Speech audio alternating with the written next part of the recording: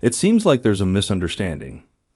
Here, no matter how outstanding your work is, you are ultimately just a cog in the company's wheel. And I'm the one who keeps that wheel turning. In other words, if you can't follow my orders, you don't deserve to work here. In a relentless tone, he rattled off nonstop. Then the president, after gulping down the contents of his mud cup, barked, "You are fired.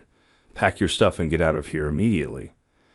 Taken aback by the president's sudden declaration, I had no chance to argue and had no choice but to leave the company. But who could have predicted that the president would later regret this firing and end up expressing a big apology? My name is Tom. After working for a long time at an advertising company I joined as a new graduate, I left and started my own company in the same industry a few years ago. In other words, I'm the president of the company. However, running a company is quite challenging, and it's been difficult to get it on track, especially lately due to rising prices and conflicts. The needs and values of customers have been changing. I've been getting work from a client who's looked out for me since my days as an employee, all out of good old friendship. It's helping me make ends meet for now. But who knows how long this will last? How can I consistently get stable work orders? I run a small company, but I have a few employees to take care of. I can't let them all end up on the street. Even though I'm anxious about the uncertain future, I'm living through these uneasy days. That was until one particular day. After finishing a meeting with a client, I was standing at the terminal waiting for my bus. It was the evening rush hour, and there were a lot of people moving around in front of me. Then suddenly, one of them caught my eye. Her long brown hair fluttered in the wind, and she had a sharp nose and a slightly long face. She might have been reading a paperback looking down, but I was sure it was her. Without realizing it, I dashed to get to her. Hey, maybe because I hadn't run like that in a while, I was out of breath. I've really been slacking on exercise lately. Oh, is that you, Tom? Yes, it's been a long time, Manager Catherine. My former boss, Manager Catherine, closed her book with an unchanged smile. It's been a while. Who would have thought we'd meet here? Indeed, it was quite a surprise. I almost told her how happy I was to see her, but held back the words. Looking at her, I was startled. She seemed to have lost weight, especially around her cheeks, and appeared overall smaller. Manager, what is it? You seem a bit tired. She tried to smile, but her eyes weren't smiling. Is something wrong? Then she sighed deeply, as if she had given up. Actually, I've recently quit my job. What? I was so surprised that I raised my voice, apologizing to those around me. My mind was swirling with thoughts. Maybe. Catherine shook her head desperately, but I continued anyway. It's my fault, isn't it? I still can't forget Catherine's expression at that time. The company I used to work for was famous in the industry, partly because the president, John, was emerging as a prominent and ambitious businessman. At first, I was proud to have joined such an amazing company right out of college, but gradually I became troubled by the situation where I had no choice but to follow the forceful and unreasonable rules set by John. Hey, make sure you get this client no matter what it takes. Yes, you look like you want to say something. As long as you are here, you know what'll happen if you cross me, right? Yes. When I denied it, John glared at me sharply. I had planned to speak up today, but when faced with his reptilian sharp gaze, I froze and ended up saying nothing. Back then, my sales performance was excellent, standing out from the others. It seemed likely that I would be promoted smoothly, and I was confident about it.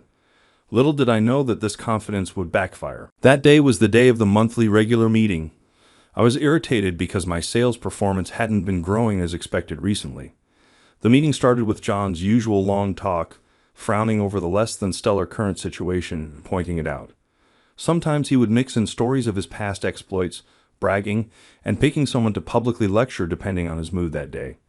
I really hated this time. It was no different from bullying. I couldn't grasp the content of his loud speeches at all. So noisy, I realized I had said it out loud. Worst of all, John heard it clearly. What's that, Tom? Got a complaint? No, it's just. He glared at me fiercely, his eyes shining like a predator's. He then directed that gaze at Catherine. "Hey, how can you not control even one of your subordinates?" "I'm sorry." She showed her apology, likely against her will. In this awkward atmosphere, the meeting began, but I couldn't focus on anyone's stories. The earlier exchange enveloped me like a black whirlpool. Maybe today is the day to speak my mind. After all, I have been the top performer here. I had the right to voice an opinion or two. Convinced, I waited for a break in the conversation and then spoke up. "Excuse me, President, but don't you think your approach might be impractical in today's world?" "Thinking it's impractical is just an excuse. Listen, the motto in sales is to push and keep pushing. If you target the moment the other party flinches, you'll surely boost sales. That's how I made this company big. But in this era, isn't that approach more likely to backfire?" "Hey, Tom, listen." Catherine approached me with concern, but I continued without paying attention. "Compliance has become much stricter these days. Maybe we should try to meet them halfway." "Hey, since when did you become so bossy, huh?" John stood up, slamming his hands on the table. His eyes were bloodshot with anger, boiling with rage. "You seem to be under some misconception. No matter how good your work is, you're just a part of the company's machinery, and I am the one who drives that machinery. In other words, those who can't listen to me have no place here." He said this smoothly, then downed his cup of coffee and announced, "You're fired. Pack your stuff and get out of here." He then reclined in his chair, crossed his arms, and glared at me. The deep furrow in his brow made his handsome face seem even more ruthless. "Wait a minute, please." Catherine raised her voice. "What is it, Catherine? Do you have a complaint too?" "It's too much to just announce a firing like that. These arrogant types won't get it unless you do this." But John, smirking, interrupted her. "This happened because you didn't supervise properly. I'll need a report on this later."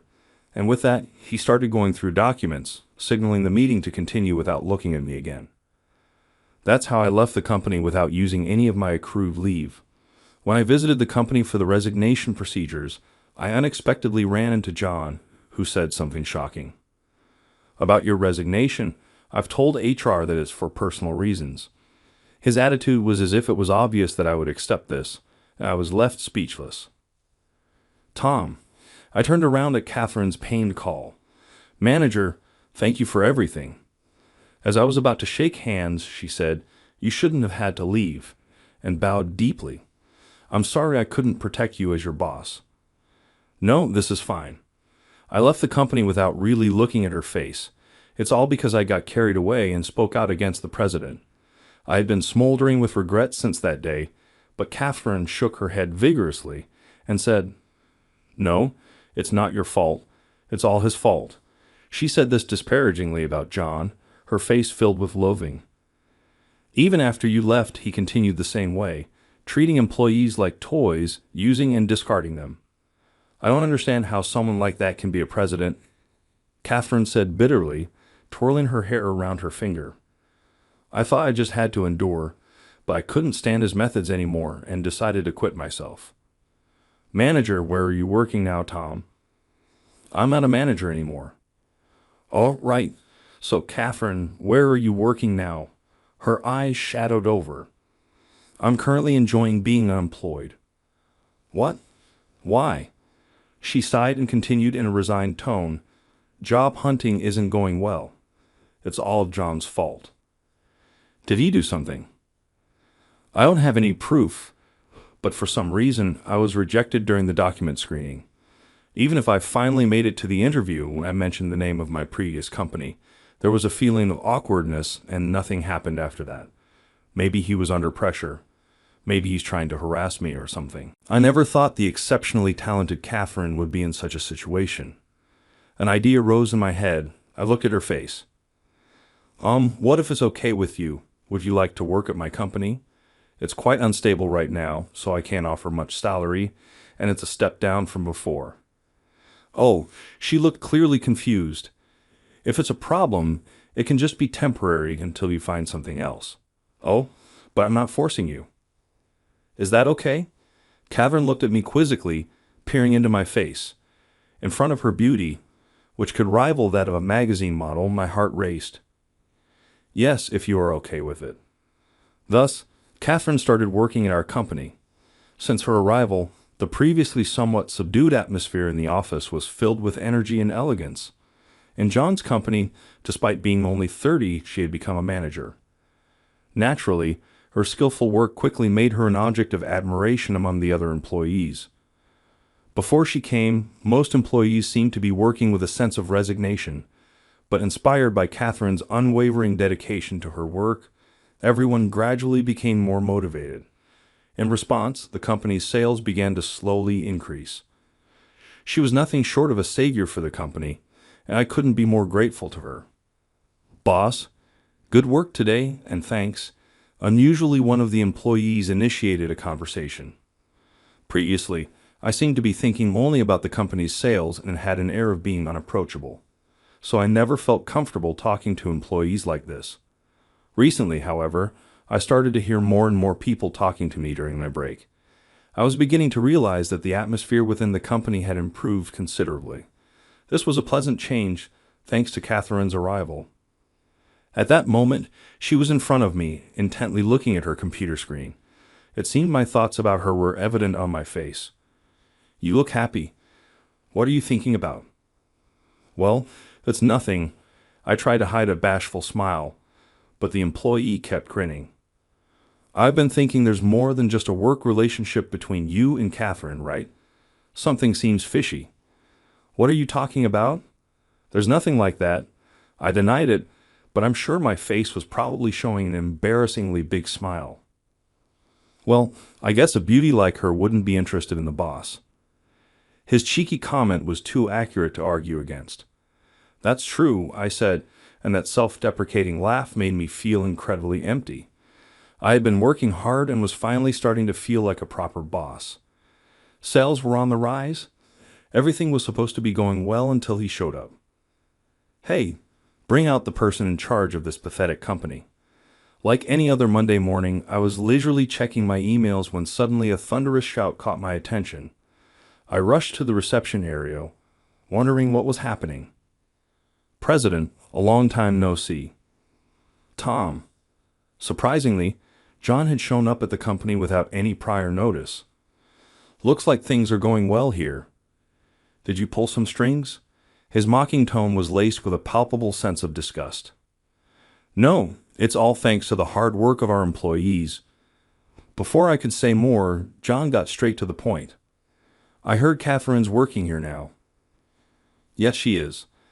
The company's recent improvement is partly thanks to her hard work. Then John, raising his eyebrows in an exaggerated manner, said something outrageous. Why did you hire her? Don't tell me you. I hired her because when we met by chance, she mentioned she was struggling with job hunting. That's all. Fire her. What? Why? Looking into John's bloodshot eyes was like facing a wild beast. I asked him the reason while hiding my trembling. What do you mean? It's simple. I don't like that she's working somewhere else without my knowledge. I'm sorry, but she's an important asset to our company. I intend to keep her on board if she agrees. What did you say? Please leave. No matter what you say, I won't comply. Getting a little too big for your britches, huh? Well, fine. I have my own plans. Just you wait and regret this. The man, unable to contain his anger, kicked a nearby trash can and stormed out of the office like the wind. But as John said, I began to regret my hasty words. Starting the next day, clients and business partners began contacting us, rethinking their contracts with us. Just when things were stabilizing, what was happening? I called one of our partners and asked for the reason. After some hesitation, he finally said with a trembling voice, Actually, we've been told by a certain company we do business with that if we continue working with you, they'll end their dealings with us. Is that company by any chance? Yes, it's the one you used to work at. So it was as I suspected. Holding the phone, I slumped. As expected, John had found out which companies we were dealing with and pressured them to stop doing business with us. I was at a loss, but firing Catherine was unthinkable. The faces of each employee came to mind.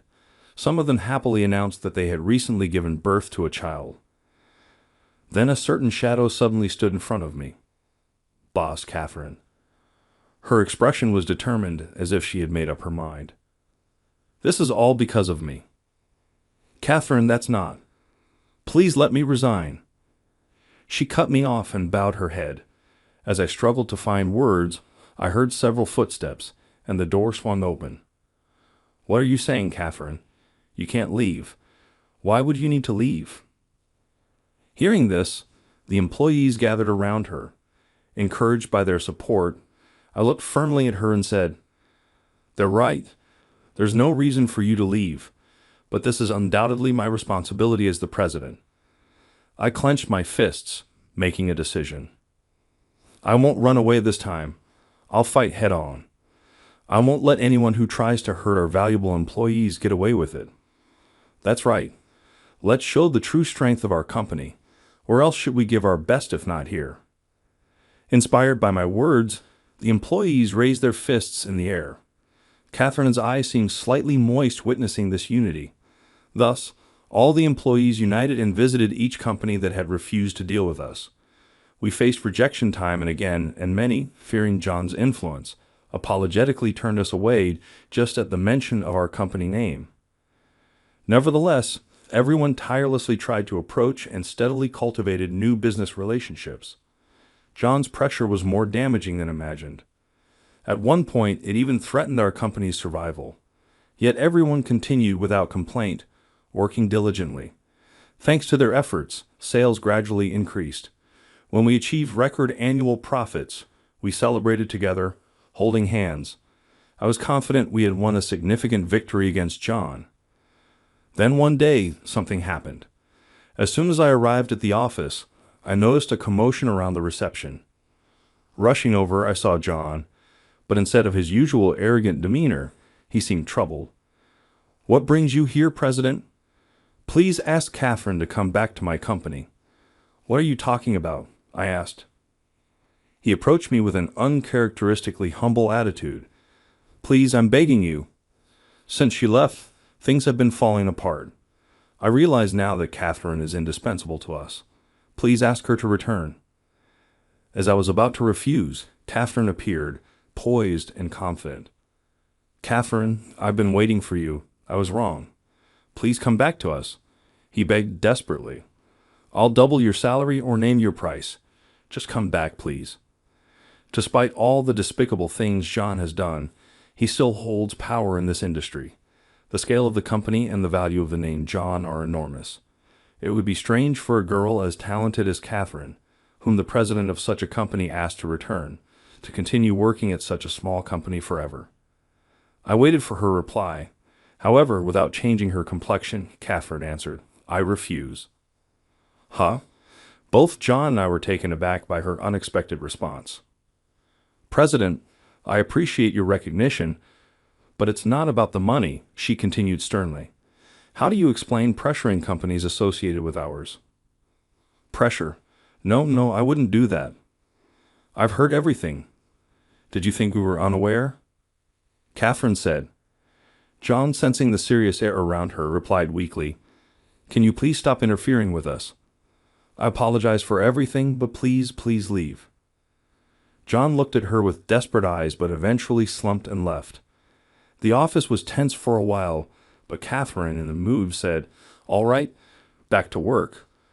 Boss, don't you have a meeting soon? You'll be late. Let's get ready." Later, John's company, having lost all credibility, went bankrupt. He was stripped of wealth and honor and never recovered. Despite his efforts, his past misdeeds became widely known in the industry, and even banks refused to deal with him. At the same time, as the company disappeared, John was nowhere to be seen.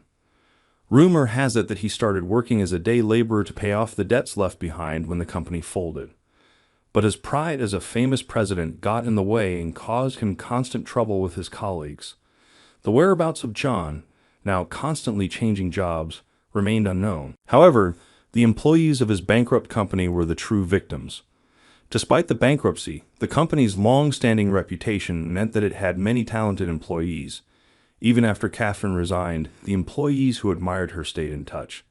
Some of them came to work at our company, thinking that if Catherine was there, it must be a good place. It was a fortunate time, as the company was stable, and we were discussing expanding our workforce. Unlike before, when I was only worried about tomorrow's finances, I could now manage the company with some leeway. But my feelings were complicated. After all, it was because of Catherine that we had achieved so much. As a president, I kept questioning if this was okay. Whenever I saw Catherine happily going to her work, I felt a twinge of jealousy. I hated this small-minded side of myself. Then John's face came to mind.